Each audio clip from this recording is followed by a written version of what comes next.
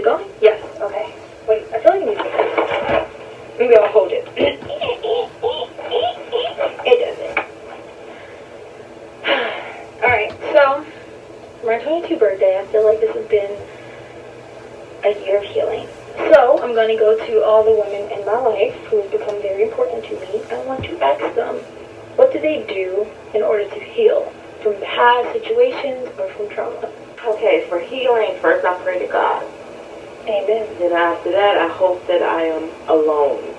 I don't like when people are around me when I go through stuff because I don't want them to ask me questions.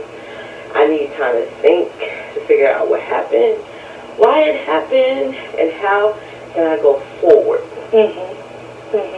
So, that's your answer.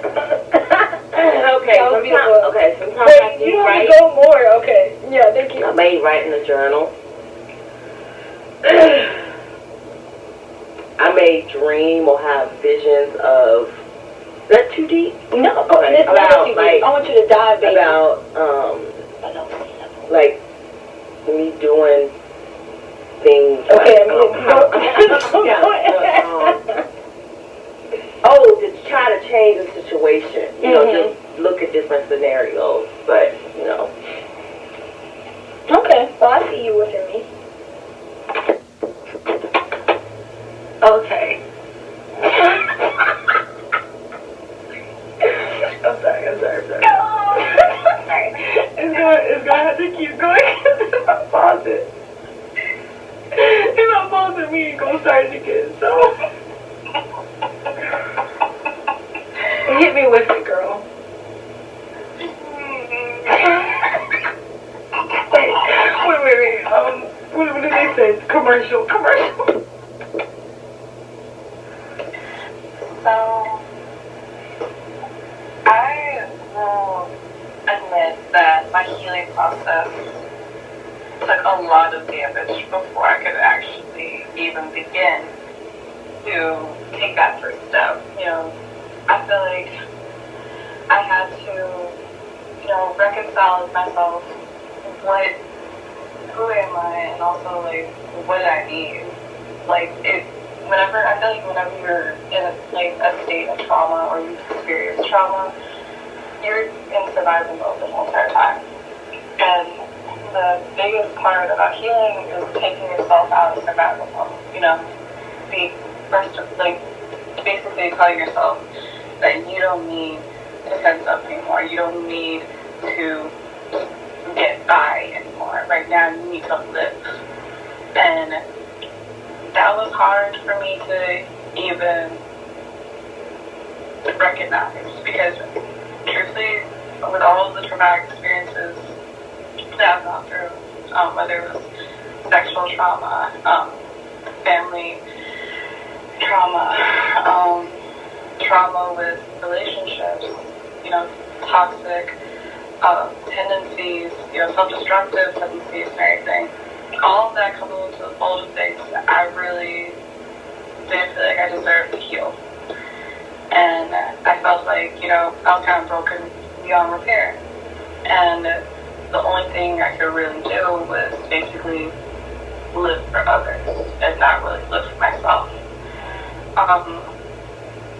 will say though, there are times where I still do feel that way. But compared to a year ago, I'd say I've made some strides that I didn't even imagine I would make.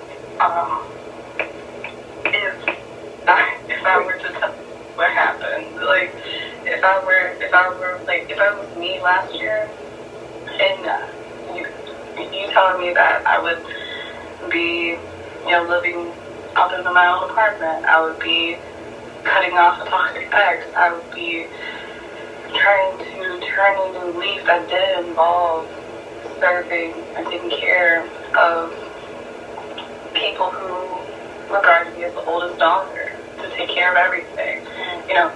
If you had told me all those things, I don't know, I think a part of me would honestly hurt and crumble because I used to rely on those things a lot.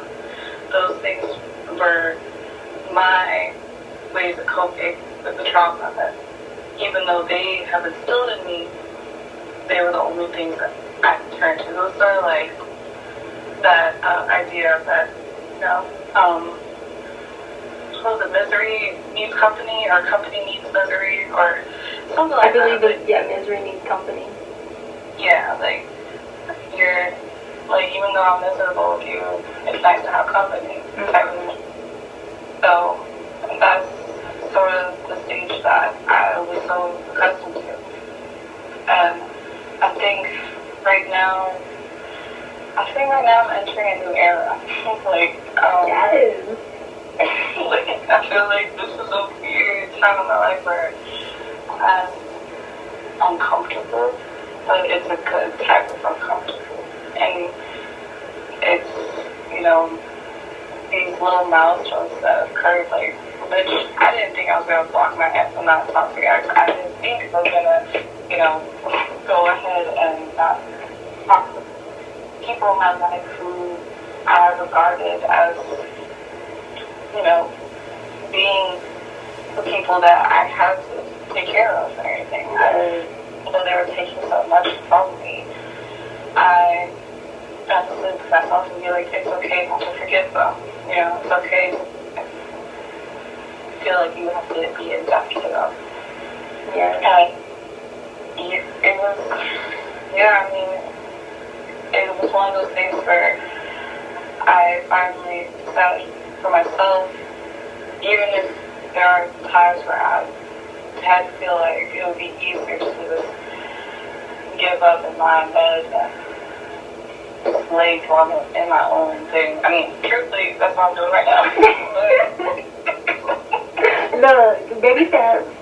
Baby steps. Just baby steps. Really baby steps. Like, last week I was, meditating and... I mean, I tell people, I'm like, it's a up and down. It's down, yeah. But I will say that, like, watching you heal yourself and watching your growth, like, bruh, it pumps me up. Like, I feel like when I be on my down and I see you on your high, I be like, bitch, let me find some stairs. Let me climb a little bit. Let me see what's up there. Why her skin glowing? Is there some sun up there? Let me. I be like, let me exit this cake. That's so crazy, because that's how it be like seeing you and being like, whenever I imagine like peace and healing, bitch, I think of your resilience and your strength. Like, I really do feel like the people I have in my life right now, like, they are great. I like to say there's like great highlights whenever I'm talking to my therapist. Whenever I get to like the real sad shit, and my therapist is staring at me like, well, what has been good? Man, that's what I'm making y'all. Like, especially you, like, bitch. Like, it's just crazy how, much I've changed since I was, like, going through my rough patch when I was 17, going through, finally, I didn't, it was weird because, like, when I was 17, I think that was the time when I was trying to find myself, and I was doing anything and everything to express myself, but I was doing it in probably not so healthy ways. And even before that, I was suppressing parts of myself. I wasn't being really real with myself and what I wanted to do. And now that I'm here, at this point in my life, damn, I'm 22, shit, my bad. I mean, when people hear this, I'll be 22 too. Like, when I tell, it's crazy because when you bring that up, I'm like, yo, we honestly have both been healing, like, side by side, but at the same time, we felt things differently. We experienced things differently. We learned our lessons differently. And, like, now, we're freaking 22, like, from 17 to 22, bitch, and, like, we just, like, we've been, like, hundreds of miles away from each other, and we've still been able to, like, heal and, like, talk to each other when we are lower. and be like talk to each other frustrated during exams, just like look right now, like we already had this talk, but honestly, I feel like that's why I wanted to do this, because I was like, I feel like we don't realize how much we heal through other people healing, like from having people who are healing themselves around us, and how that only makes us want to heal even more. And I just let it do. Okay. Oh yeah, I gotta read it one more time. Okay, how do I navigate through trauma and heal? Okay. So, most recent experiences in life have been teaching me to give myself grace, first of all, and that I'm always learning, and that's a very humbling realization. But like, I'm always learning, so I should always give myself grace, which also includes like being patient with myself and being compassionate towards myself, like listening to my body when I need a break from something, take a break.